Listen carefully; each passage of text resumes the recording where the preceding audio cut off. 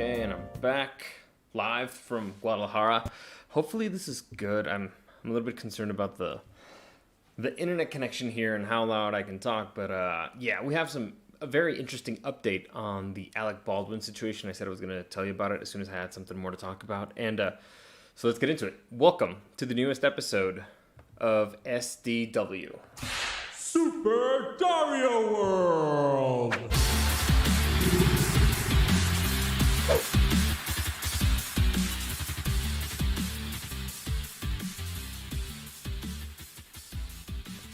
I gotta tell you, this feels really weird.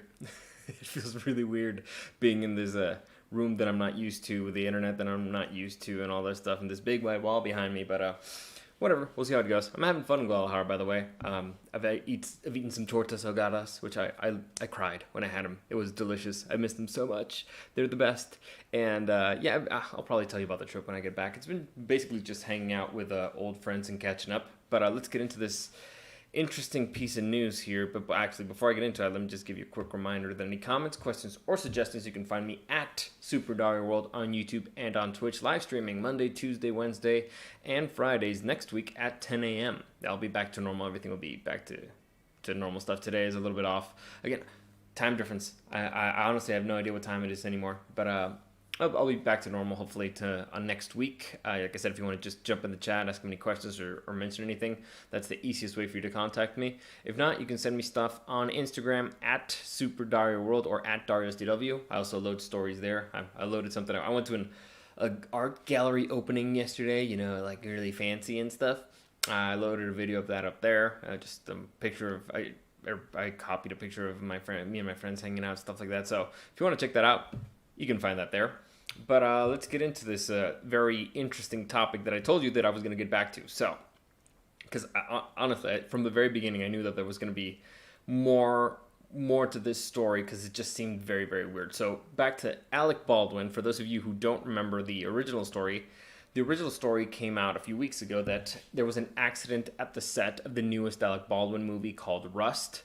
That there was an accidental discharge, they said there was a misfire, which is the wrong word to use, but there was a misfire that ended up in the death of the director of photography and the film's director getting shot.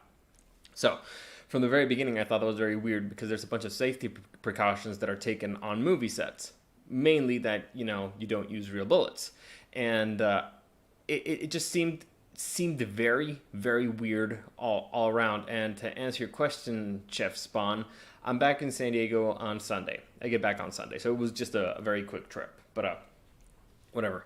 So everything just seemed very, very weird. If it was an accident, it was a very, very bizarre accident, because there's a bunch of safety protocols that are set up in the industry for this.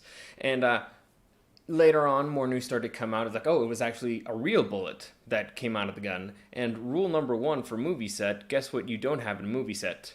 Real bullets. There should be no reason whatsoever why there should ever be a real bullet on a set. I can't think of any reason whatsoever why you would have real bullets. The only reason why you would maybe have a real bullet in a set is because you're goofing around.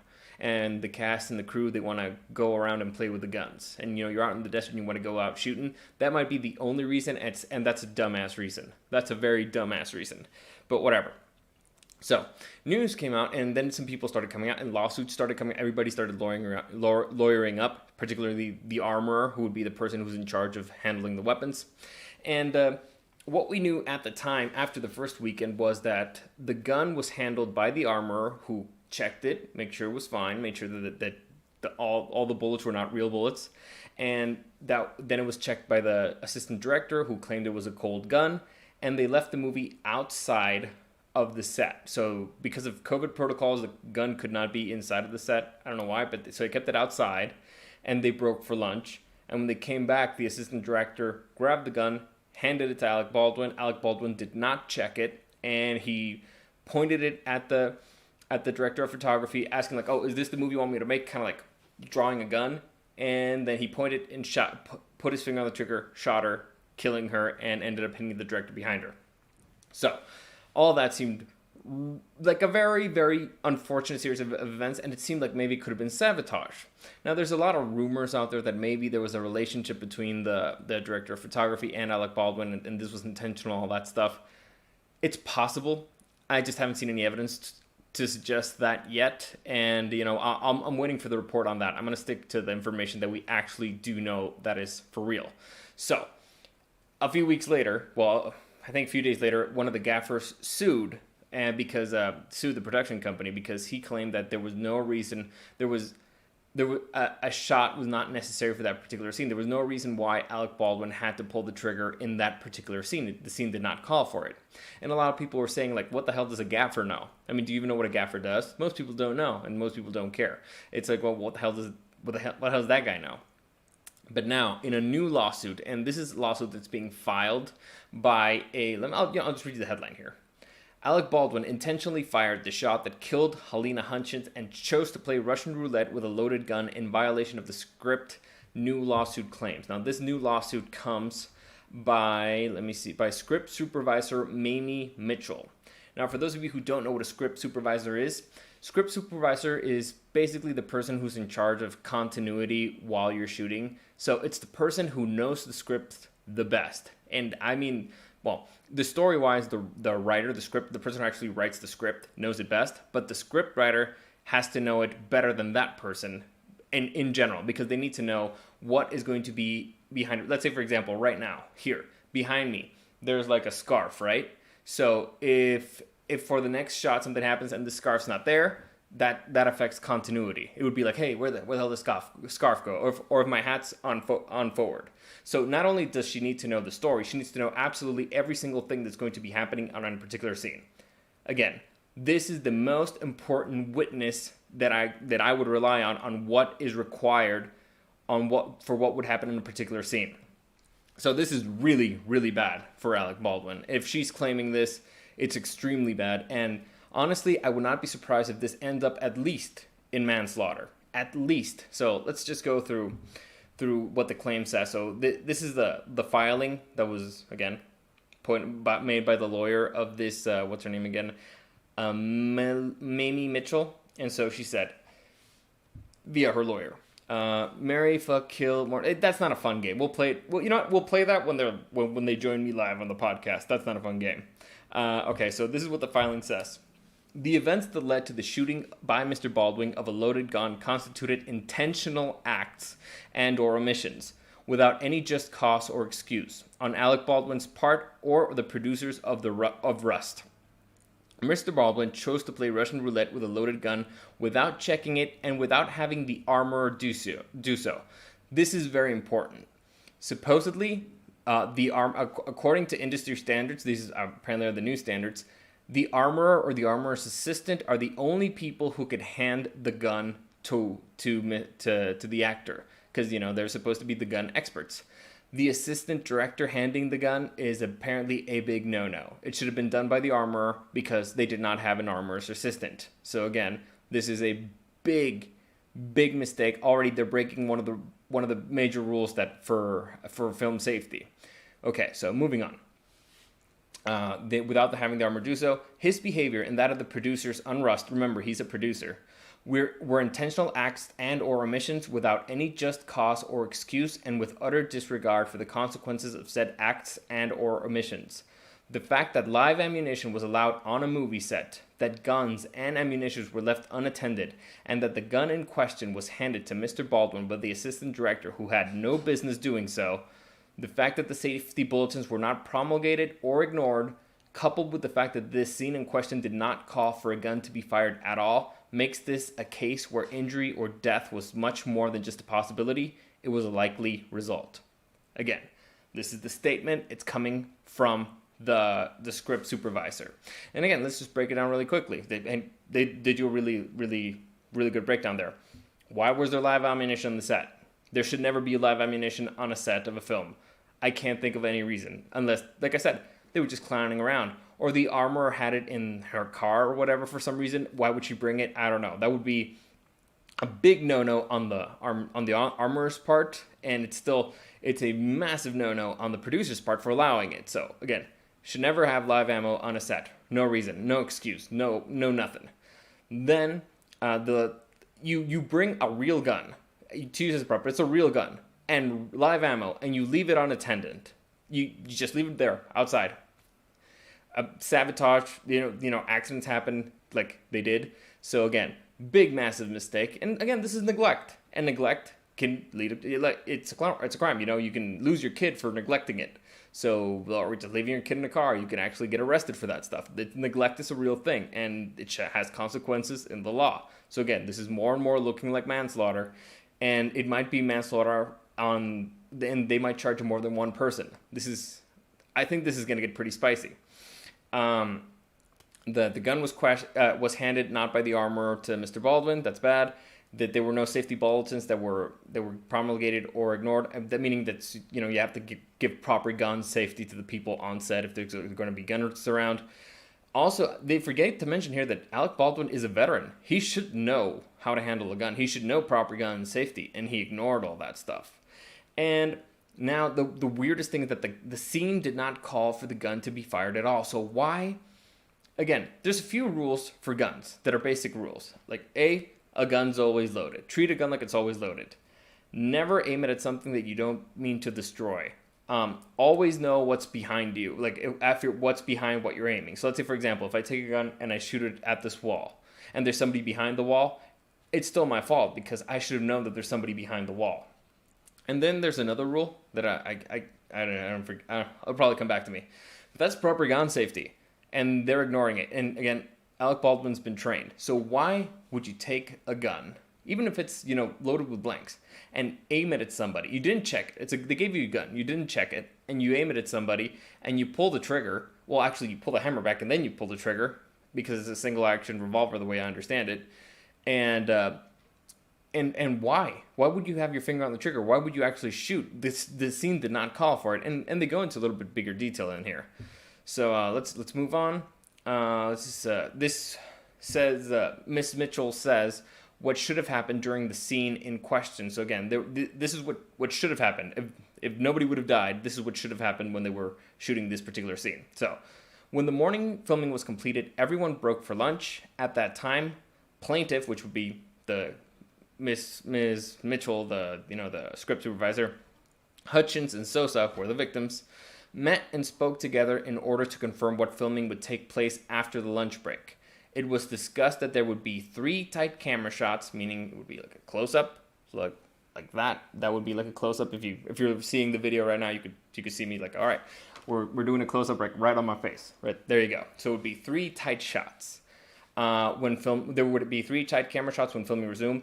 One camera shot would be focused on the defendant Baldwin's eyes. So again, I'm just gonna go like right there. Like that would be probably it, maybe even closer.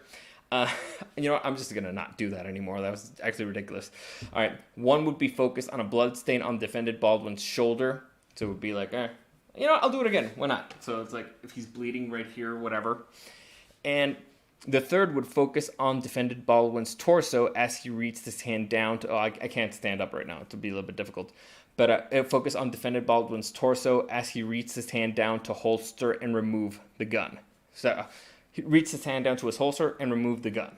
So basically, you would just see him pull out the gun. That's it. Not pointing the gun, because it's lower torso. Let's say the gun's here. It would just be boom. You would not... Well, it would be like just that, doing that. There's no reason why you would shoot it, because there's nothing here requires the gun to be shot at all, because you actually don't even probably see the point of the gun, or the gun even to be pointed at the camera.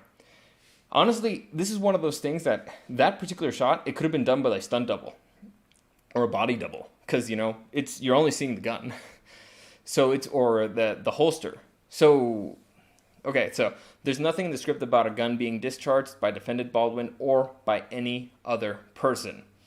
So like I said, I understand the conspiracy here. I understand it. And it's a sexy conspiracy. Because a lot of people don't like Alec Baldwin. And Alec Baldwin's a hothead. And there's evidence to say one thing or the other. I'm not going to go in any particular direction yet. I just think this doesn't look good. It doesn't look good. If it were me, I would have charged them already with manslaughter. But they're probably trying to get more information because they're trying to figure out Was this actually murder? And if it's murder, it's like a very, very, very complicated way to murder somebody. It's like, oh yeah, it's like you know how they say that if prostitution's illegal, but if you hire a prostitute and there's a camera there, then it's not illegal because it would be you're recording a porno and pornography's fine. So it would be one of those where like, oh, I can kill somebody on camera because I'm shooting a film. It was an accident. So there's a lot of stuff that doesn't make sense. The armorer is supposed to be the gun expert here, and from what I understand, they did not hire the best armorer out there. They were trying to cut costs in a whole bunch of departments. Before, again, the crew had already complained about something. Actually, this article actually breaks down a lot of really interesting stuff, so I can just go through the timeline here. And the lawsuit says that Baldwin flouted well-known safety rules when firing the gun rules he would have been well appraised of after his decades in Hollywood. Quote, Alec Baldwin should have assumed that the gun in question was loaded unless and until it was demonstrated to him or checked by him that it was not loaded. He had no right to rely upon some alleged statement by the assistant director that it was a cold gun. Mr. Baldwin cannot hide behind the assistant director to attempt to excuse the fact that he did not check the gun himself. This is very important stuff. He did pull the trigger. And it's one of those things that it'll set precedent to law. You know, if somebody hands you a gun, it's like, oh yeah, it's not loaded, and you aim it at somebody and shoot, and you kill them, it's like, well, they told me it wasn't loaded. It wasn't me. It was still you. You shouldn't have. It's a gun. You should always check a gun, and you shouldn't aim it at anybody and pull the trigger. So it would set. Let's say it would set a very bad precedent if something is not done here. Additionally, the lawsuit says that Baldwin and other producers made intentional efforts to save costs and that those decisions intentionally endangered lives. So here's where he gets in trouble because he's a producer. So again, say cutting costs in something, there's consequences for it. It's like imagine like, hey, I want to cheap out on something, and like I don't want to buy the high quality brakes. We're making these cars and we don't want to spend on high quality brakes, so we'll buy the cheaper ones. And then the cars, the brakes break and people crash and they die. You're still responsible for that stuff because you made the decision to cheap out, and that cheap out cost people their lives. It's directly on you. So here you go. Quote, plaintiff is informed and believes and thereon alleges that the plaintiff would be the script supervisor in this situation. That the defendant producers intended to cut through what was considered derisively as red tape common in Hollywood-based productions by running some of Rust's filmmaking apparatus out of Georgia and New Mexico. That's normal in the industry because Hollywood is expensive, and so you go to states that have looser rules, or you can or you don't have to go through syndicates and stuff like that, or the guilds. That's normal practice. Particularly in indie films, that's not a big deal. As part of the cost-cutting measures taken to produce Rust with a low-budget mold, defendant producers intentionally failed to hire experienced crew members to manage and handle the numerous weapons that were to be used in the film Rust, an outlaw Western-themed film that was known to involve the use of numerous firearms, considered an ultra-hazardous activity throughout its filming. This is very important. If you hire a bunch of dumbasses who are playing with guns, that's 100% on you. And we do have evidence, and again, there's crew members that allege this, and there's crew members who walked off set because people had discharged a gun 2 days prior. So, again, you've hired a bunch of dumbasses playing with guns, it's on you because you didn't fire them, and you didn't train them, and you tolerated them. You allowed them to do that. You are responsible. You created a hazardous work environment. So again, now you're in trouble as a producer. You were in trouble already because you were the person who had the gun. Now you're in trouble as a producer. This is not looking good for Baldwin. The filing technically alleges 3 causes of action. 1, assault. 2, intentional infliction of emotional distress. And 3, deliberate infliction of harm. Mitchell says that the incident has left her with severe physical and mental injuries. So the mental stuff, I get it. PTSD is it's actually a pretty interesting thing. PTSD. A lot more people have it, and they don't really realize it.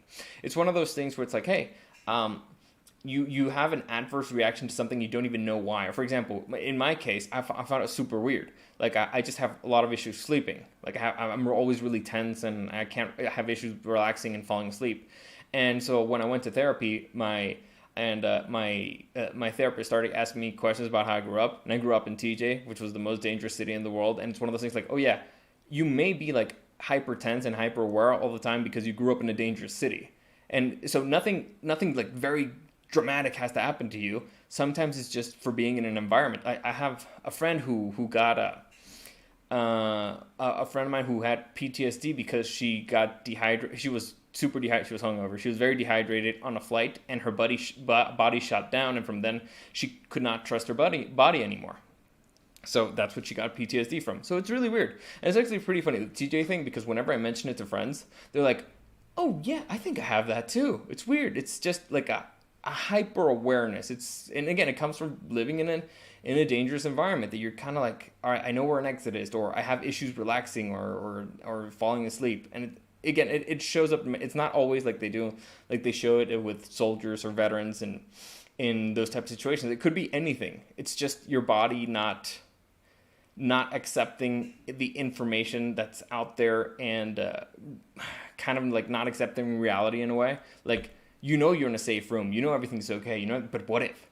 And it drives you kind of crazy in a way. So that it happens to people. Anyway, so imagine you're this lady, you're in a set, and you worked on many sets, and you're safe. You like working there. You're like, okay, this is a safe work environment. This is cool. This is somewhere I can go. And all of a sudden, your coworker gets shot. The people who you just talked to, like you were talking, having a conversation. All right, this is what we're gonna do. This is what's gonna happen. You turn around, bang, dead, and the other one on the ground, and you would freak out.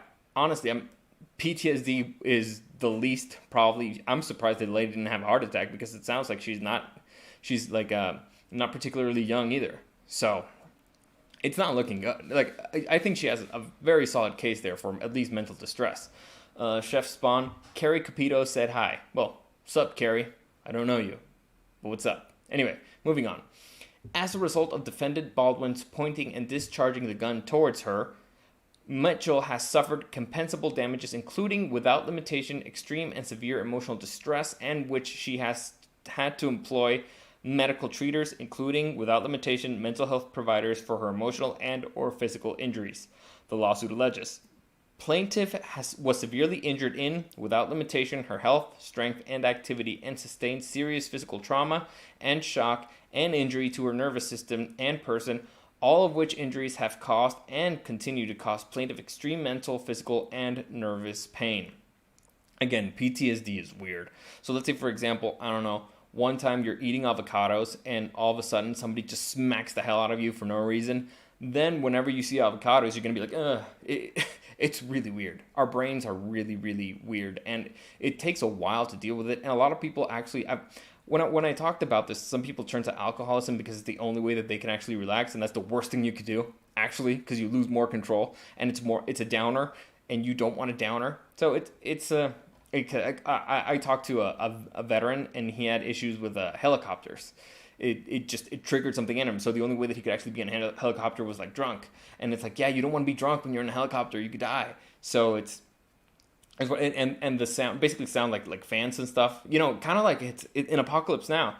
Very similar.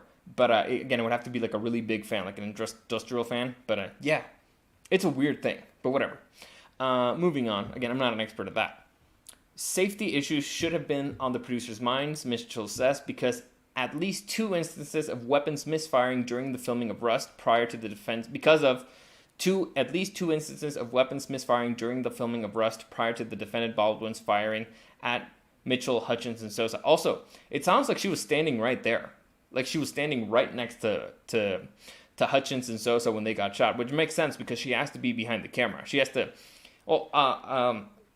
I believe she explains what she was doing here when it happened. Well, I'll just tell you. I did read it. I'm not sure if it's in this article. Apparently, Mitchell, here, the script supervisor, she was checking her phone to see what was to check the continuity of the shot. She was making sure that that the shirt was exactly the way that it was in the previous scene. Make sure it didn't have let's say you have a blood stain here and all of a sudden it didn't spread or whatever. She was making sure the continuity was good. On her phone, that's when she heard the shot, and that's when she saw, the other two people fall down, one of them dead. So, and actually she was the person who ended up calling the ambulance, according to her. And that's an easy thing to disprove, I think. They just have to check her phone records, but whatever. Moving on. So she confirms here the two shots that were fired before, the safety issues, and that the producer should have known this is not a safe work environment. You should be upping the security here, not leaving guns unattended outside of the set. That is neglect. Neglect is not an excuse. People die because of neglect. This is the perfect example of it, and you are responsible in the court of law. So again, this is looking more and more like a case of manslaughter. Intentional, unintentional, we'll see. We'll see if they actually find, text messages between the victim and Baldwin to see if if there was actually an affair or something. Again, I haven't seen any evidence to that. I'm basing this off on the things that we know are confirmed. It's not looking good. It's not looking good. So next, we allege in our lawsuit that the events that led to the shooting by Mr. Baldwin of a loaded gun did not constitute simple negligence on Alec Baldwin's part or the producers. Instead, in our opinion, Mr. Baldwin chose to play Russian roulette when he fired a gun without checking it and without having the armor do so in his presence. His behavior and that of the producers on Rust was reckless. The fact that live ammunition was allowed on a movie set, that guns and ammunition were left unattended on a cart and allowed to be handled by those who had no business handling them, the fact that the safety bulletins were... I already read this. So yeah.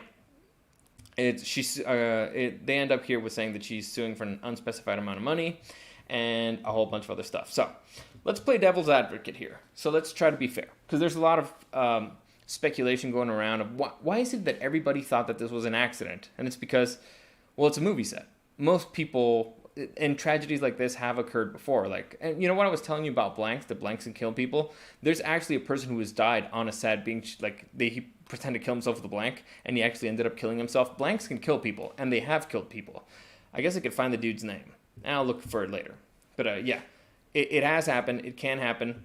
And so immediately most people thought, oh, well, this was an accident, because who would murder somebody intentionally? It's possible. Now, it's also possible to, let's say, why would Alec Baldwin better not do this, not do that? Well, let's say you're the producer of a movie. You've just had issues with a whole bunch of cast and crew who just left. Well, not cast, the crew who just left because of a safety incident. You're stressed. You just had to rehire everybody. You're behind schedule. You're bleeding money. You're stressed. You're angry, and you just want to get things going, and you forget. It happens. Is it an excuse? No. Again, to me, this is... In the best case scenario, it's the example of you're really tired, you're extremely, you're exhausted, you haven't slept, you haven't been eating well, you haven't been sleeping well, you're stressed because of work, and you're driving around, and you're not paying the same amount of attention that you normally do, and somebody jaywalks across the street, and you run them over. It's still going to be manslaughter, because it was still your fault. Because if you had been 100% alert, you would have stopped, or you would have been able to dodge them or something. It's one of those things that, all right, it's not looking good. It's not looking good. And benefit of the doubt, the biggest benefit of the doubt here possible. Because again, we know the guy's a confirmed hothead. He's attacked a random person on the street for no reason. Or for a parking space, I think. He's also said really mean things to a lot of people. So we know he's a confirmed hothead. So biggest benefit of the doubt. It was, he fucked up. You get too comfortable. Sometimes you get comfortable in a job. And that's when you do the biggest fuck-ups. And the biggest fuck-up happened. Now, is it possible to sabotage by somebody else by leaving a live ammunition on the box? Somebody got fired or they left and they're angry and you know what? Fuck these guys, didn't pay me enough, so I'm going to put a live round there. It still should have been checked by the armorer. It still should have been checked by the assistant armorer. It should have been checked by the assistant director. It shouldn't have been handled by the assistant director. It should have been checked by Alec Baldwin himself. And after that, he should not have pointed the gun at another person. He should not have had the finger on the trigger aimed at another person, well, actually at all, and he should have not pulled the trigger while pointing it at somebody. It's, again, basic gun rules 101. He broke all of them. So, Again, it's not looking good.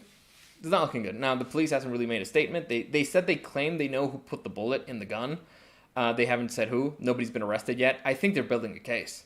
And I think the fact that Alec Baldwin has not been arrested yet means that they're going after Alec Baldwin. They're just because he's a big name. He's a big personality. He's a famous person. So I think they want to have all their ducks in a row before they actually make an arrest or they get a warrant for him. I think this is going to get worse before it gets better for him. This is not the end of the story. More lawsuits are going to come. I'm pretty sure more witnesses are going to come. And when we find out the text and stuff, if there was text between the two, we should be able to find out. There should be subpoenas about that. This is going to get pretty spicy. At least that's, my humble opinion on the matter. And again, I'm not an expert. Not a law expert. Don't know what they should do or not. I just, following, let's say, previous patterns of law here, of which I'm, again, not an expert, but we'll see.